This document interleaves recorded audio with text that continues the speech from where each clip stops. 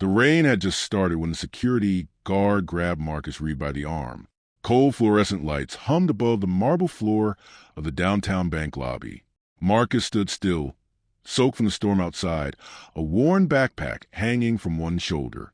He had rehearsed a sentence in his head all morning. Just open the account. Deposit the scholarship check. Walk out. Simple. But the guard's hand tightened. Sir, I'm going to need you to leave. Marcus blinked. I'm a customer. The teller behind the glass window avoided eye contact. A manager in a navy suit stepped closer, voice low and rehearsed. We received a complaint. Marcus felt every pair of eyes in the lobby turning toward him. What complaint? He asked. The manager's smile was thin. Suspicious behavior. Marcus looked down at the envelope in his hand. The university seal stamped across it in blue ink. For years of sleepless nights, 2 jobs, and a scholarship big enough to change everything. A police cruiser's red lights flickered across the glass doors. Someone had already called them. The officer stepped inside, rain dripping from his hat. Which one is he? The manager pointed. Marcus opened his mouth to explain, but the officer spoke first. Hands where I can see them. Marcus froze. The envelope slipped from his fingers and slid across the polished floor. The scholarship check stared up at the room like a witness. The officer leaned closer, voice flat. Funny thing about guys like you, he said quietly. Marcus's chest tightened. People always say you'll never be anything. The handcuffs clicked open, and every person in the bank watched what happened next. Rain hammered the pavement outside the First Central Bank branch, turning the sidewalks into gray rivers. Marcus Reed wiped water from his forehead as he stepped inside. The bank smelled like polished marble and expensive carpet. Quiet conversations echoed between tall ceilings and glass counters. He adjusted the strap of his backpack and walked toward the teller window. Inside the envelope in his hand was the thing he had been working toward for 4 years. University scholarship. Full ride. His mother had cried when the letter came. The teller looked up briefly. Yes. Marcus slid the envelope under the glass. I'd like to open a checking account. She glanced at the check, then at Marcus. Her smile faded. Just a moment. She stood and walked to a man in a navy suit standing near the offices. Marcus waited. People behind him shifted in line. The man in the suit approached slowly. Good afternoon, he said. I'm Richard Halpern, the branch manager. Marcus nodded politely. Hi. Halpern picked up the check. Where did you get this? Marcus blinked. It's my scholarship. Halpern tilted his head slightly. And which university would that be? Lakeview University. Halpern studied Marcus for another moment. You live around here? Yeah. Halpern looked toward the security guard near the entrance. Marcus felt something tighten in his stomach. I just need to open an account, Marcus said carefully. Halpern's voice stayed calm. We had some fraud cases recently. Marcus stared at him. It's a scholarship. Yes, Halpern replied. That's what you said. The guard began walking over. Marcus felt the eyes of the room shift toward him. Is there a problem? Marcus asked. Halpern folded his arms. We're verifying the check. That's fine. The guard stopped beside Marcus. Sir, the guard said, I'm going to ask you to step away from the counter. Marcus frowned. Why? Just routine. Marcus didn't move. This is ridiculous. Halpern's tone hardened slightly. Please cooperate. Marcus took a slow breath. I haven't done anything. Someone in line lifted a phone. Halpern nodded toward the guard. The guard reached for Marcus's arm. Marcus pulled back. Don't touch me. The glass doors opened behind them. A police officer stepped inside. Rain dripped from the brim of his hat. Halpern pointed calmly. That's him. Marcus felt his chest tighten. The officer approached. What's going on here? Halpern handed him the check. Possible fraud. Marcus stared at him. That's a lie. The officer turned toward Marcus. Sir, hand where I can see them. Marcus slowly raised his hands. I'm trying to open a bank account. The officer glanced at the check. You got ID? Marcus nodded toward his backpack. It's in there. Don't reach for it. Marcus swallowed. This is crazy. Halpern spoke quietly. We just want to make sure everything is legitimate. Marcus looked around the room. Everyone was watching. The officer stepped closer. Turn around. Marcus froze. Why? Just do it. The officer placed a hand on Marcus's shoulder. The envelope slipped from Marcus's fingers. The scholarship check slid across the marble floor. A woman near the line whispered, "Unbelievable." Marcus turned slowly. The officer grabbed his wrists. Cold metal clicked. Marcus stared down at the floor. For years, 2 jobs, every late night studying, his mother telling him it would all be worth it. Halpern's voice cut through the silence. "You understand, son," he said calmly. "People from your neighborhood don't usually walk in with checks like this." Marcus looked up. "What did you just say?" Halpern shrugged. "I'm being realistic." Marcus's voice shook. "You think I stole it?" Halpern said nothing. The officer picked up the check and looked at it, then at Marcus. "Dispatch," he said into his radio. Marcus felt heat rising in his chest. Phones were recording, people whispering. The officer listened to the radio for a moment. His eyebrows lifted slightly. He looked again at the check, then at Marcus. The room waited. The officer slowly reached toward the handcuffs, and everyone watched what he decided to do next. Marcus sat at the kitchen table staring at the phone in his hand. The video had 42,000 views. He pressed play again. The camera angle was shaky, filmed from somewhere behind the bank line. The recording showed the moment the officer grabbed his wrists. It captured the envelope sliding across the floor. Someone in the video whispered, "That kid tried to scam the bank." Marcus stopped the video. His mother, Denise, stood by the sink, watching him. "You keep replaying it," she said quietly. Marcus didn't answer. Denise dried her hands and sat across from him. "People don't know the truth yet." Marcus laughed softly. "They don't want the truth." He opened the comments. Half of them defended him. The other half didn't. One read, "If he wasn't doing anything wrong, why did the police get called?" Another said, "Bank employees were just doing their job." Marcus locked the phone and pushed it away. "I should have never gone there." Denise leaned forward. "No," she said firmly. "You did exactly what you were supposed to do." Marcus looked at her. "That's the problem." Silence filled the kitchen. Across the table sat a framed photograph of his father wearing a construction helmet, smiling at the camera. Denise followed Marcus's eyes. "Your father worked 20 years, so you wouldn't have to fight the same battles." Marcus swallowed. "Feels like I'm fighting them anyway." Denise placed a hand over his. "You're fighting them with opportunity." Marcus didn't look convinced. The next morning, the hallway at Lincoln High buzzed with whispers. Marcus could feel the eyes before he even reached his locker. Jordan Harris leaned against the metal door beside it. "You're trending," Jordan said. Marcus sighed. "Don't." Jordan held up his phone. Local news picked it up. Marcus rubbed his face. "Great."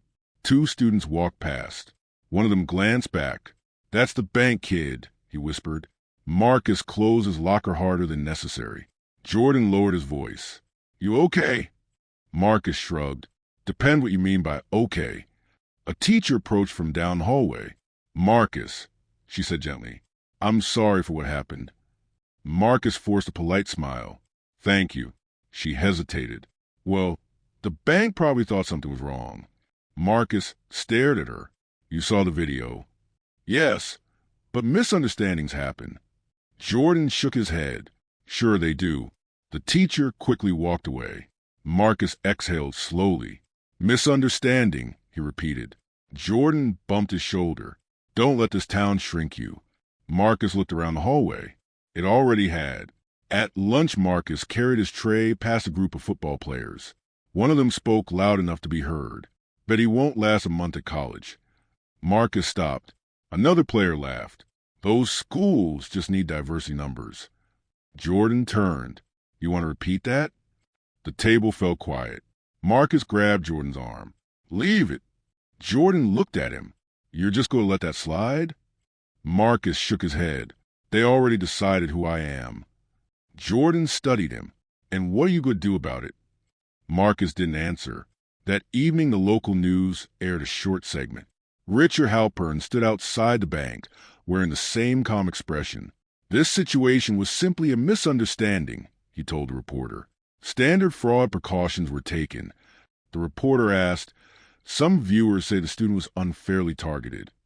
Halpern smiled politely. We treat every customer the same. The television switched to the police report summary. Marcus read. Subject appeared agitated during questioning. Denise turned the TV off. Marcus stared at the blank screen. Agitated. Denise sighed. They protect each other. Marcus leaned back in his chair. That's how the system works. Jordan arrived later that night. He dropped onto the couch. You ready to get out of here? Marcus nodded slowly. Bus leaves tomorrow morning. Jordan pointed at him. You're going to walk into that university and take everything they tried to keep from you. Marcus looked at the floor. You think 1 degree changes anything? Jordan shrugged. Maybe not. He leaned forward. But power does. Marcus looked up. What kind of power? Jordan smiled slightly. The kind people like Halpern understand. The next morning the bus station smelled like diesel and wet pavement. Marcus placed his bag in the luggage compartment. Denise hugged him tightly. I'm proud of you, she whispered. Marcus held her a moment longer. I'll make it count. Jordan slapped his shoulder. Call me when you become famous. Marcus laughed quietly. Not planning on fame. The bus driver called out. All aboard. Marcus climbed the steps and found a seat near the window. The engine roared to life. As the bus rolled away, Marcus looked back at the town shrinking behind him. Lincoln High, Main Street, the bank building, all fading into distance. His phone buzzed. Another notification. The video had crossed 100,000 views. Marcus turned the phone off. Outside the window, the highway stretched forward. Jordan's words echoed in his mind. Power does. Marcus leaned his head against the glass. The anger inside him wasn't loud anymore. It was quieter, heavier, and somewhere deep inside that silence, something else was beginning to form. Not revenge, not yet, but something close to it. Lakeview University rose from the center of Chicago like a city of glass and stone. Marcus stood outside the business school building on his first morning, watching students stream through the wide doors. Expensive coats, confident voices, conversations about internships, parents, and summer houses. He adjusted the strap of his backpack and walked inside. The lecture hall held nearly 200 students. Marcus took a seat halfway up the rows. A tall boy in a designer jacket sat beside him. First year? The student asked. Marcus nodded. Yeah. The student stuck out a hand. Evan. Marcus. Evan leaned back in his chair. So what got you in? He asked casually. Marcus frowned. What do you mean? Evan shrugged. Sports? Legacy? Diversity thing? Marcus looked at him. Grades. Evan laughed lightly. Right. The professor entered the room, gray-haired and precise. Welcome to Foundations of Corporate Finance, he announced. The lecture moved quickly. Interest rates, market behavior, institutional capital. Marcus took notes carefully. Halfway through the class, the professor paused while reviewing the enrollment list. Marcus, read, he said, glancing up. Marcus raised a hand. The professor studied him for a moment. Your admission file mentioned a scholarship. Yes, sir. Ah, the professor replied. Lakeview's diversity initiative has been expanding recently. Several students turned toward Marcus. The professor continued speaking, but the words felt heavier now. Diversity initiative. Marcus kept writing in his notebook. When class ended, Evan stood and stretched. Hey, he said, don't take it personally. Marcus looked at him. Take what personally? You know, Evan said, those programs. Marcus closed his notebook slowly. I'm here because I earned it. Evan shrugged. Sure. Marcus walked out of lecture hall. Chicago wind rushed through the campus courtyard. He pulled his jacket tighter and kept moving. The dorm room smelled faintly of detergent and pizza boxes. His roommate Tyler sat at the desk playing a video game. Tyler glanced over. You're the scholarship guy, right? Marcus dropped his bag. I guess. Tyler spun his chair. Must be nice. Marcus looked at him. What is? getting school paid for. Marcus opened his laptop. It wasn't free. Tyler laughed. Yeah, but still. Marcus said nothing. Tyler leaned back. My dad's paying 70 grand a year for this place. Marcus typed quietly. Tyler watched him. So what neighborhood you from? Marcus paused. Ohio. Tyler nodded slowly. Explains the scholarship. Marcus closed the laptop. Explains the grades. Tyler shrugged and turned back to his game. The room filled with digital gunfire. Marcus sat on the edge of his bed staring at the floor. Later that night his phone rang. Jordan's name flashed on the screen. Marcus answered. How's the big university? Marcus exhaled. Quiet. Jordan laughed. Quiet how? Marcus leaned against the wall. You ever notice how people can insult you politely? Jordan chuckled. College version of racism. Marcus rubbed his forehead. They don't say it directly. They don't have to. Jordan's voice softened. You gonna let them mess with your head? Marcus shook his head. No. What are you going to do? Marcus looked around the small dorm room. Outwork them. Jordan smiled through the phone. That's the answer. Weeks passed. Marcus spent most nights in the business library. Rows of quiet desks, green reading lamps, stacks of financial textbooks. Numbers became his language. Balance sheets, capital flows, banking regulations. The more he studied, the more he saw patterns. Money controlled everything. Institutions decided who got access to opportunity. Banks decided which neighborhoods grew, which ones didn't. Marcus remembered the marble floor of the bank lobby. He turned another page. Months later, Marcus sat in a conference room downtown. A recruiter from Ashford Capital flipped through his resume. Impressive GPA, the recruiter said. Marcus nodded. Thank you. The recruiter leaned back. Tell me something. Marcus waited. You grew up in a small town? Yes. And now you're here. Marcus nodded again. The recruiter tapped a pen against the table.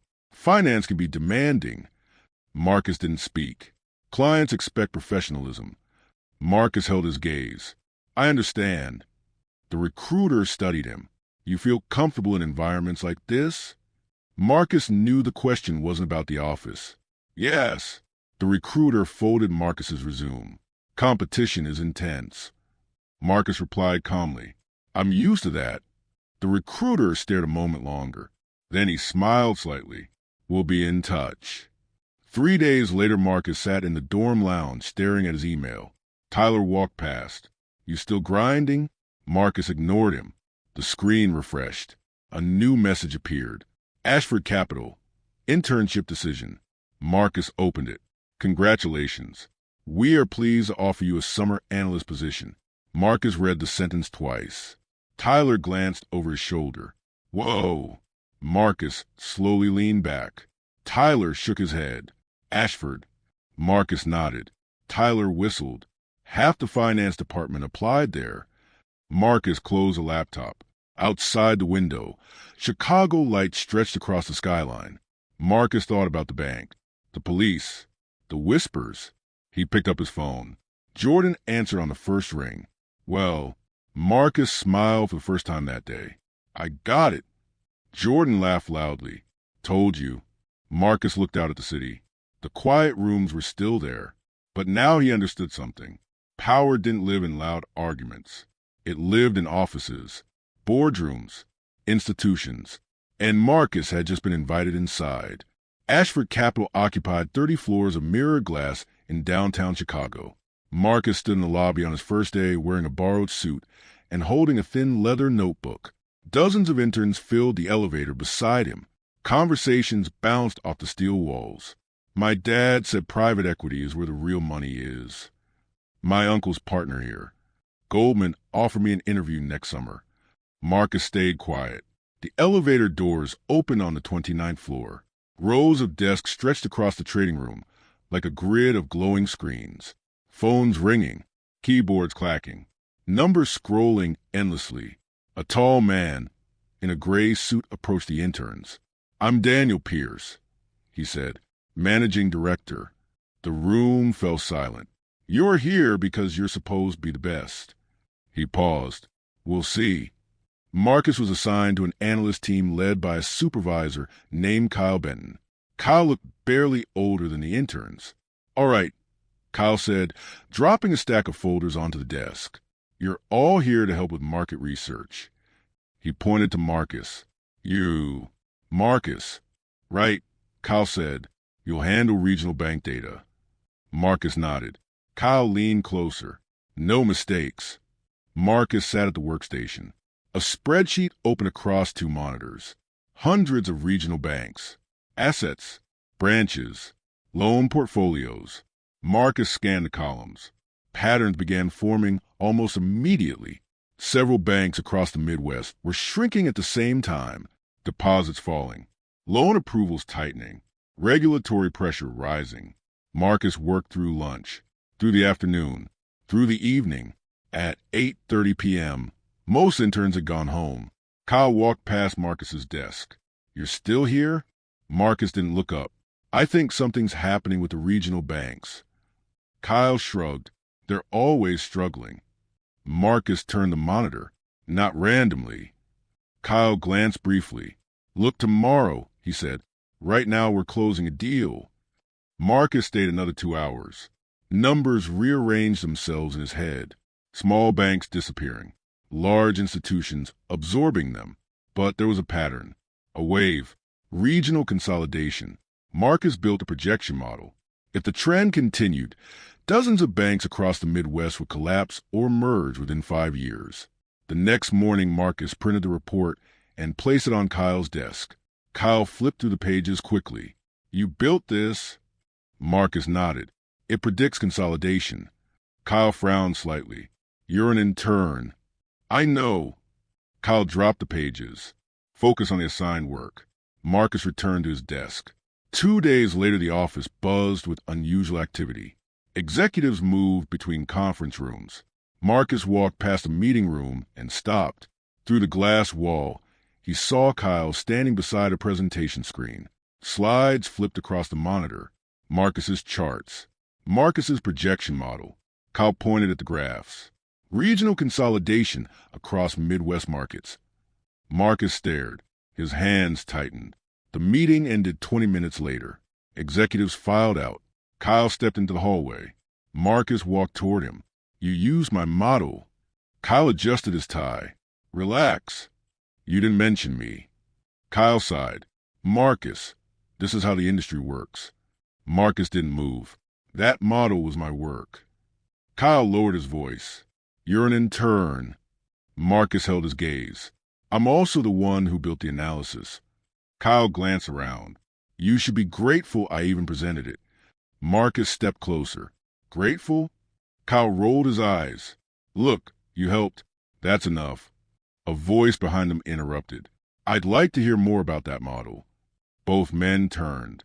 Daniel Pierce stood in the hallway, the managing director. Kyle straightened immediately. Just discussing some research. Pierce looked at Marcus. You built the consolidation projection? Marcus nodded. Yes. Pierce studied him. How long did it take? About 6 hours. Pierce's eyebrows lifted slightly. Kyle forced a laugh. Marcus here is enthusiastic. Pierce ignored him. Walk with me. Marcus followed him down the corridor. They entered a quiet office overlooking the Chicago skyline.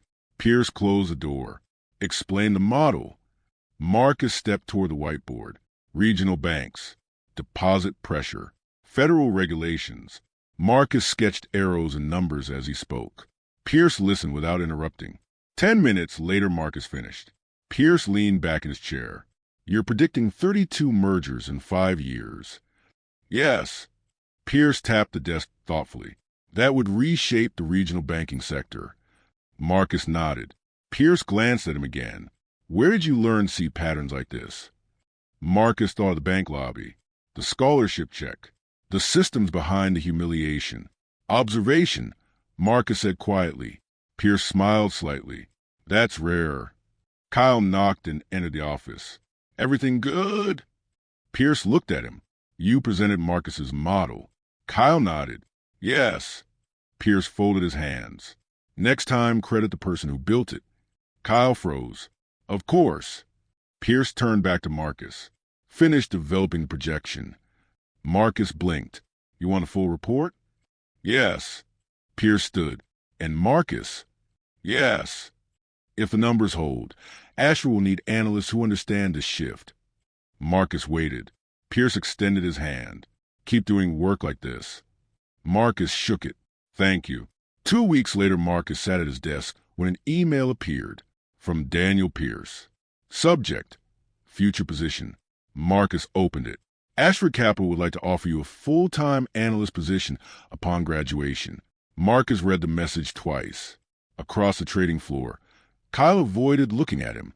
Marcus closed the laptop slowly. For the first time, someone powerful had listened. And Marcus had just learned the most important rule of the game. Power didn't belong to the loudest voice. It belonged to the person who understood the system. The first years at Ashford Capital were measured in hours, not days. Marcus arrived before sunrise and left long after the trading floor emptied. Screens glowed in the dark office like quiet machinery. Financial models stacked across his desk. Bank filings, merger data, loan ratios, regulatory reports. Kyle Benton no longer supervised him. Kyle had transferred to another division. Marcus rarely thought about him. One night, near midnight, an analyst named Rebecca leaned across the desk. You ever go home? She asked. Marcus kept typing. Eventually, Rebecca studied the screen. That consolidation model you built last year? She said. Half the banks you predicted already merged. Marcus didn't react. Rebecca shook her head. You're terrifyingly accurate. Marcus saved the spreadsheet. Patterns repeat. Rebecca laughed softly. You say that like it's obvious. Marcus stood and walked a window. Chicago stretched beneath the glass like a map of electricity. Patterns repeated everywhere. Banks expanded. Neighborhoods declined. Capital moved. Opportunity followed, or disappeared. Behind him, Rebecca said quietly, Daniel Pierce calls you the calmest analyst in the building. Marcus turned. Is that good? It means you don't panic when everyone else does. Marcus shrugged. Numbers aren't emotional. 5 years later, Marcus sat in a conference room leading his first major acquisition meeting. Executives from 3 banks argued around the table. This merger is too aggressive, one man said. Another leaned forward. Our shareholders want expansion. Marcus waited until the room quieted. Then he spoke. The numbers support the merger. Silence followed. One executive frowned. You're certain? Marcus slid a report across the table. Your deposit base is shrinking 8% per year. The man glanced down. Marcus continued. If you don't merge, regulators will step in within 3 years. The room grew quiet again. One director leaned back slowly. You're very confident. Marcus met his eyes. I'm very accurate. The merger closed 6 months later. Marcus was promoted twice within 2 years. By the time he turned 30, Ashford Capital assigned him to lead a new investment division. But Marcus wasn't interested in the deals most investors chased. He studied smaller institutions, community banks, rural lenders, neighborhood branches that larger corporations abandoned. During one meeting, an executive asked him directly, Why these banks? Marcus answered calmly, They're undervalued. The executive frowned. They're failing. Marcus nodded. Because they've been ignored.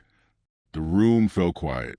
Later that evening, Marcus sat in a small restaurant across from Jordan Harris. Jordan had grown into a sharp attorney with a calm voice and careful eyes. You look expensive, Jordan said, glancing at Marcus's suit. Marcus smiled faintly. You still look like trouble. Jordan leaned forward. So why did you ask me to dinner? Marcus slid a folder across the table. Jordan opened it. Legal documents, investment structures, bank acquisition proposals. Jordan raised an eyebrow. You're starting your own fund? Marcus nodded. Community bank restructuring. Jordan flipped another page. You're serious. Marcus took a sip of water. These banks are the financial backbone of hundreds of towns. Jordan looked up. And large banks don't want them. Exactly. Jordan leaned back. And you do. Marcus nodded. Jordan smiled slowly. You want me as legal counsel? Yes. Jordan closed the folder.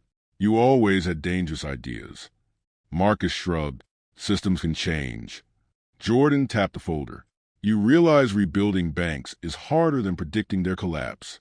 Marcus looked out the window. Streetlights reflected off wet pavement. I know.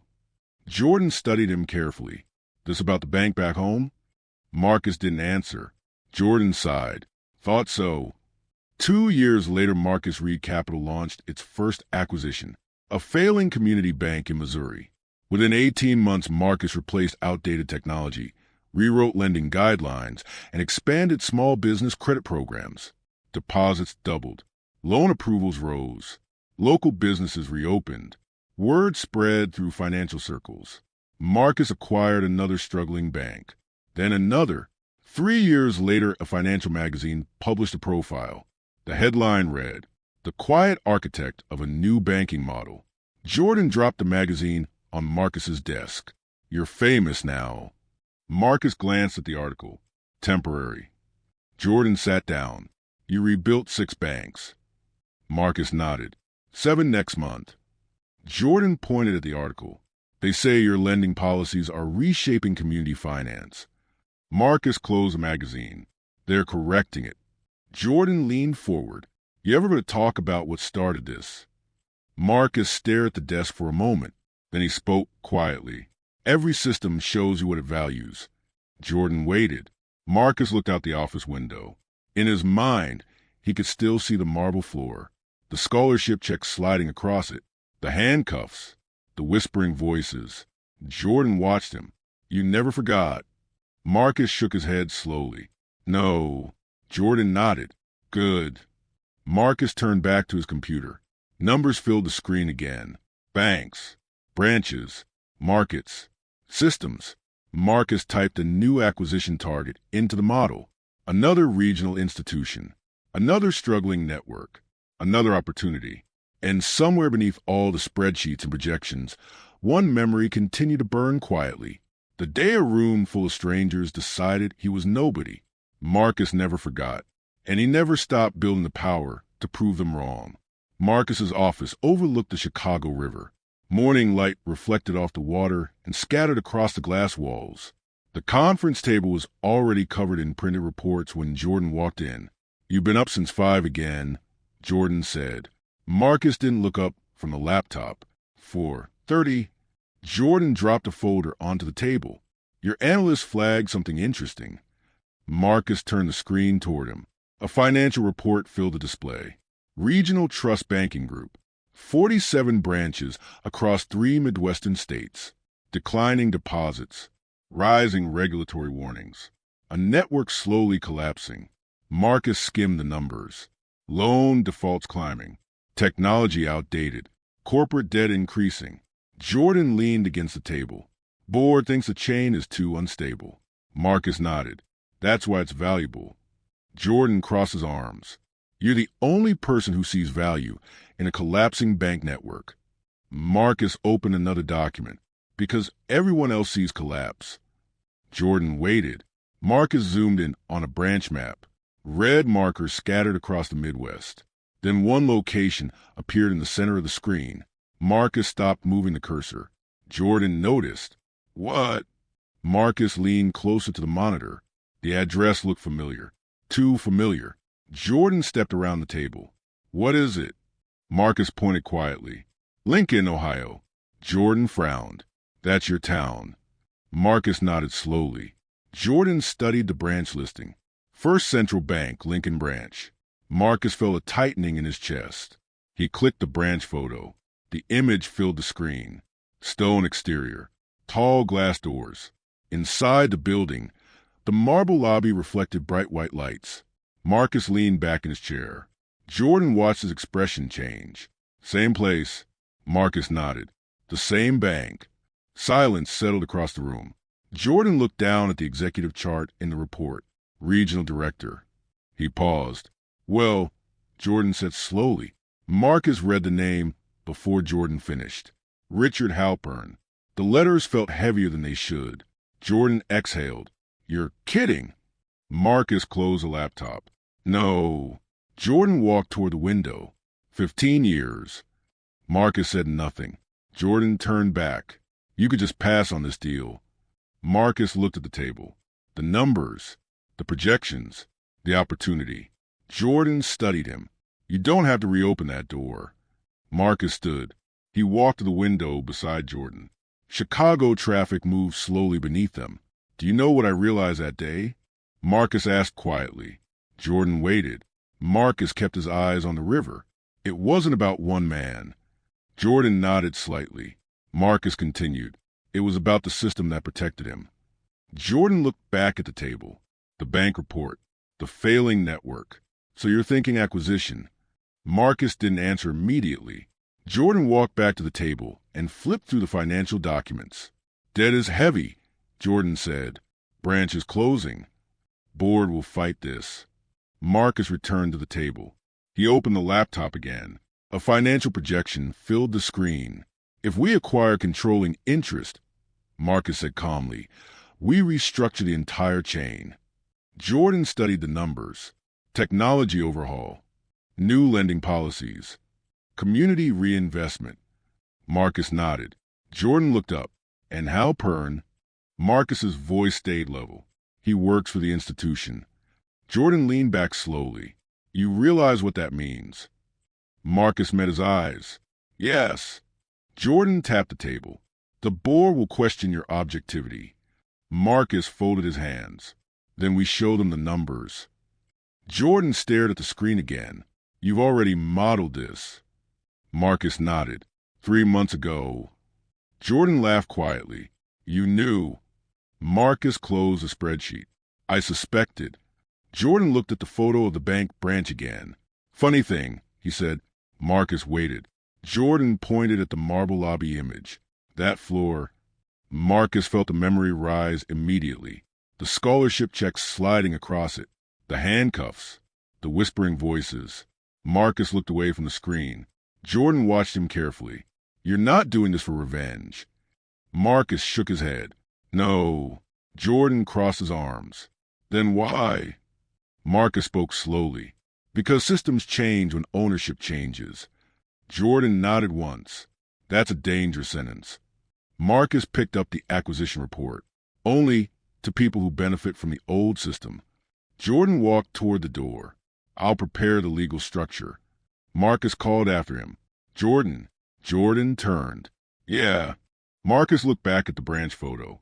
We're not just buying a bank. Jordan waited. Marcus closed the laptop. We're rewriting the rules of it. Jordan smiled slightly. Then let's make sure we win the vote. The office fell quiet again after Jordan left. Marcus stood alone at the conference table. He opened the report one last time. The photograph of the Lincoln branch stared back at him. The same building. The same marble floor. 15 years later. Marcus closed the folder. Opportunity didn't knock loudly. Sometimes it arrived quietly, hidden inside a failing institution, waiting for someone who understood the system well enough to take control of it. The Lincoln branch of First Central Bank looked smaller than Marcus remembered. The stone exterior hadn't changed.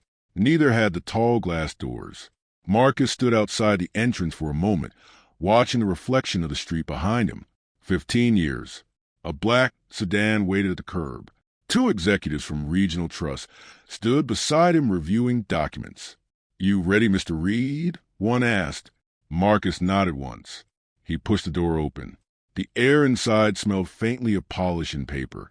The marble floor stretched across the lobby exactly as it had years ago. Marcus's shoes echoed softly as he stepped inside. A young teller looked up from her station. Good morning, she said. Marcus returned the greeting politely.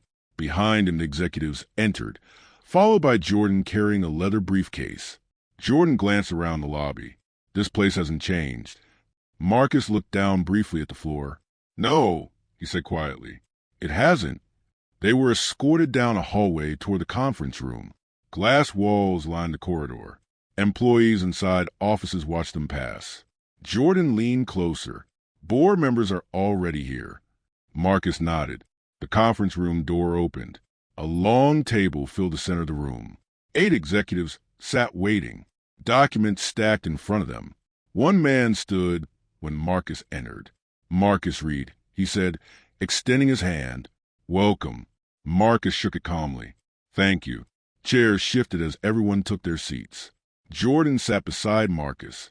The room buzzed with low conversation. One executive spoke. "Your proposal for acquisition is ambitious." Marcus folded his hands on the table. Ambitious is another word for necessary. Several executives exchanged looks. The door opened again. A man in a navy suit stepped inside. Richard Halpern. He walked confidently toward the table, speaking before he fully entered the room. "Sorry for the delay." His voice stopped. Halpern's eyes landed on Marcus. For a moment he didn't move. Marcus watched him calmly. Halpern blinked once, then twice. The room noticed a silence. One executive cleared his throat. "Richard, this is Marcus Reed, CEO of Reed Capital." Halpern slowly recovered. "Yes," he said, "of course." But his voice lacked the confidence from seconds earlier. Halpern took his seat across the table. His eyes stayed on Marcus. Marcus spoke first. "Good morning, Mr. Halpern."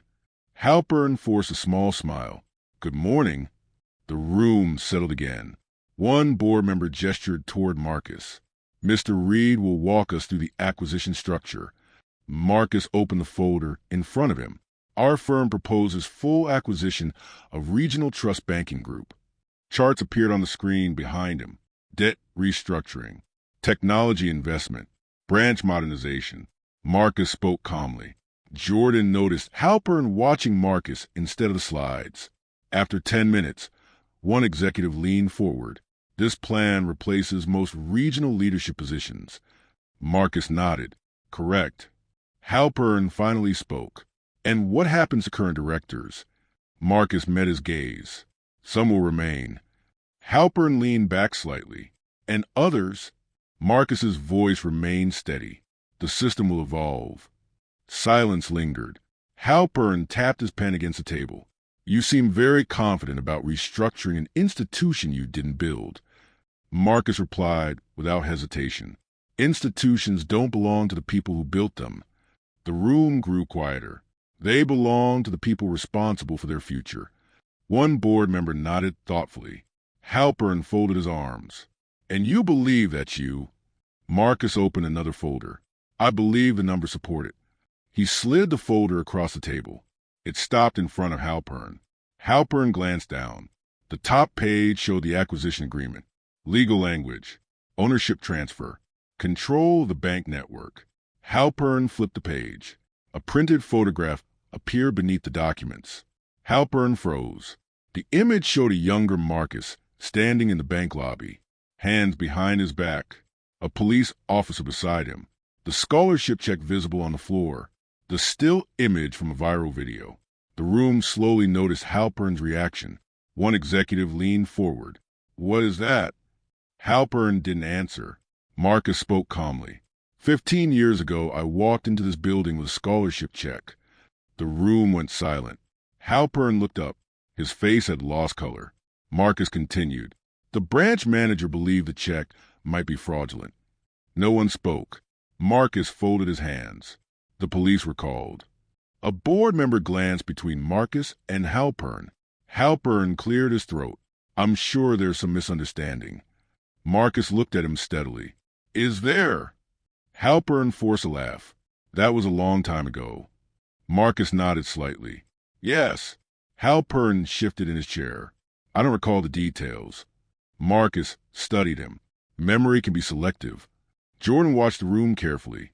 Several board members now examined the photograph. Marcus spoke again. "This meeting is not about that incident." Halpern exhaled slowly. Marcus tapped the acquisition agreement. "This meeting is about the future of this institution." The silence stretched. One board member finally spoke. "You're saying the same man who was once removed from this bank now intends to own it." Marcus met his gaze. "Yes." Halpern stared at the photograph again. Marcus closed the folder. The room remained still. 15 years earlier, Marcus had stood on the marble floor as a suspect. Now he sat at the head of the table, holding the future of the bank in his hands. And every person in the room understood something had just shifted. The acquisition vote passed 2 weeks later. Not unanimously, but decisively. Reed Capital now controlled Regional Trust Banking Group. Marcus stood in the Chicago headquarters conference room, reviewing the final transition report, when Jordan walked in holding a stack of documents. "You were right," Jordan said. Marcus looked up. "About what?" Jordan dropped the files onto the table. "The deeper we dig into their records, the worse it gets." Marcus opened the top folder. Internal complaint logs, customer disputes, closed investigations. Jordan pulled out one report. "This one is from 9 years ago," he said. Marcus scanned the page. A loan application denied despite strong credit. Reason listed: risk profile inconsistent. Jordan flipped another document.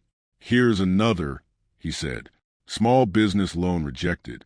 Internal memo attached. Neighborhood instability." Marcus read quietly. Jordan leaned against the table. "Notice anything?" Marcus nodded slowly.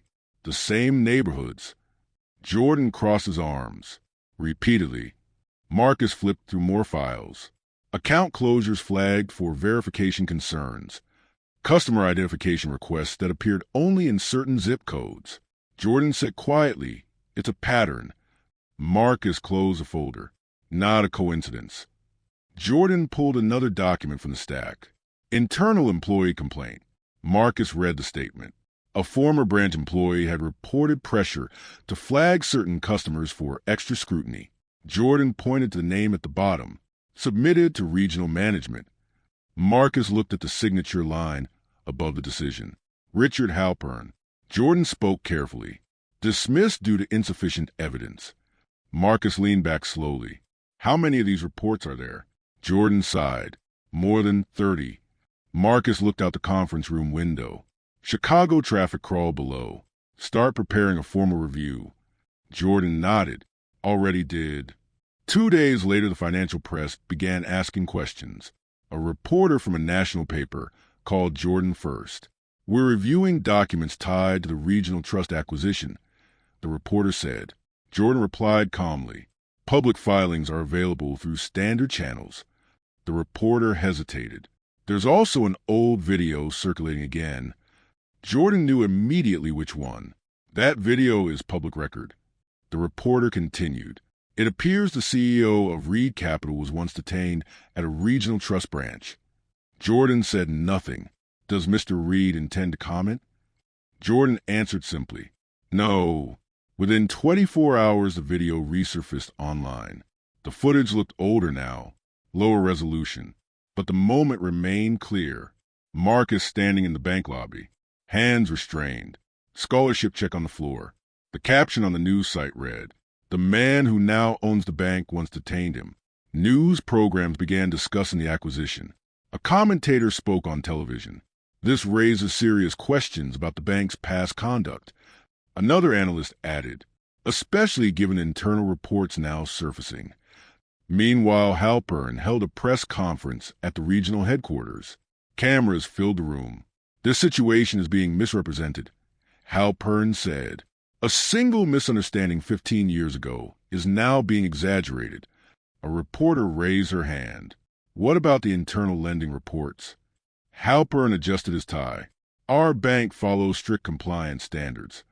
Another journalist spoke. 30 documented complaints appear to suggest otherwise." Halpern's expression tightened. "Every institution receives complaints." The reporter continued. "Several involved discriminatory lending patterns." Halpern shook his head. "There is no evidence of systemic wrongdoing." Across the city, Marcus watched the press conference silently from his office. Jordan stood beside him. "You want to respond?" Jordan asked. Marcus shook his head. "No." Jordan crossed his arms. "The media cycle is building." Marcus turned off the television. "The documents will speak." The investigation expanded quickly. Reed Capital's Compliance Division began reviewing every major loan decision from the previous decade. Independent auditors joined the process. Regulators requested full access to the bank's records. Journalists uncovered additional reports. Former employees began speaking anonymously. One interview aired on a national news network. A former loan officer explained quietly, We were told certain neighborhoods required extra caution. The interviewer asked, "Was that policy written anywhere?" No, but everyone understood. Public pressure intensified. Shareholders demanded accountability. 3 board members resigned within a week. Halpern appeared on television again. This time his voice sounded less certain. "Our institution has always served the community responsibly." A journalist held up printed documents. "These memos suggest targeted account reviews." Halpern hesitated. Those decisions were contextual. The contradictions multiplied. Statements from previous interviews no longer matched the records. Internal emails surfaced. Each new revelation chipped away at Halpern's defense. Marcus never issued a public statement. He continued attending acquisition meetings and reviewing restructuring plans. Jordan watched the coverage grow. "You're letting the truth dismantle him," Jordan said one evening. Marcus nodded. "That's how systems correct themselves." 2 weeks later, Halpern submitted his resignation. The board accepted it immediately. The announcement appeared in every financial publication the next morning. Marcus read the headline quietly. "Regional Director steps down amid investigation." Jordan walked into the office holding another letter. "Federal regulators," he said. Marcus looked up. Jordan handed him the document. "Formal inquiry into historical lending practices." Marcus read the opening line. The investigation would examine over 15 years of decisions across the bank's entire network. Marcus placed the letter on the desk. The system that once protected Halpern had finally turned its attention toward the truth. Marcus stood and walked toward the window. Below him, the city moved as it always had. Banks, offices, institutions, systems built by people, systems capable of change. Sometimes the most powerful response required no speech at all, only patience, and the willingness to let facts speak louder than power ever could. The announcement went out on a Monday morning. Regional Trust Banking Group would officially merge with Reed Capital's network under a new name, Horizon Community Bank. Marcus Reed would serve as chief executive officer.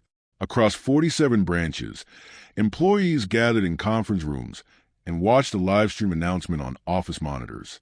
Marcus stood behind a simple podium in the Chicago headquarters. Jordan stood nearby, reviewing legal notes. Marcus spoke calmly. "Our goal is simple," he said. "Banks should serve communities, not exclude them." Employees listened quietly. "Over the next 12 months, Marcus continued, Horizon Community Bank will implement new transparency standards for lending decisions." A slide appeared behind him. Loan approval metrics, community investment goals, independent oversight panels. Marcus looked out across the room. "Every applicant deserves a fair evaluation." Another slide appeared.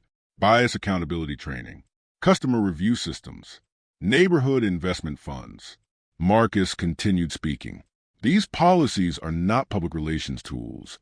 His voice stayed steady. "They are structural reforms." In branch offices across the Midwest, employees watched carefully. Some nodded. Some looked down at their desks. One employee in Missouri whispered to a coworker, "About time." Another in Indiana crossed his arms silently. Marcus finished the announcement with a final statement. This institution will succeed only if it earns the trust of every community it serves. The live stream ended. Jordan approached Marcus afterward. "That speech will make some people uncomfortable." Marcus closed his notes. Change usually does. 3 weeks later, Marcus returned to Lincoln, Ohio. The same small town, the same quiet streets. But the bank sign outside the building now read Horizon Community Bank. Jordan stepped out of the car beside him. "You ready for this?" he asked. Marcus looked at the entrance. Glass doors, stone walls, memory waiting behind them. "I'm ready," Marcus said. They stepped inside. The marble floor gleamed under bright lights. Several employees stood near the counters, preparing for the day's work. Conversation stopped when Marcus entered. Some employees recognized him immediately. Others whispered quietly. Jordan leaned close. "They know who you are." Marcus nodded once. He walked slowly across the lobby. Each step echoed softly across the marble floor. 15 years earlier, he had stood in the same room, surrounded by suspicion. Today the silence carried a different weight. A branch manager approached nervously. "Mr. Reed," she said. "Welcome." Marcus shook her hand. "Thank you."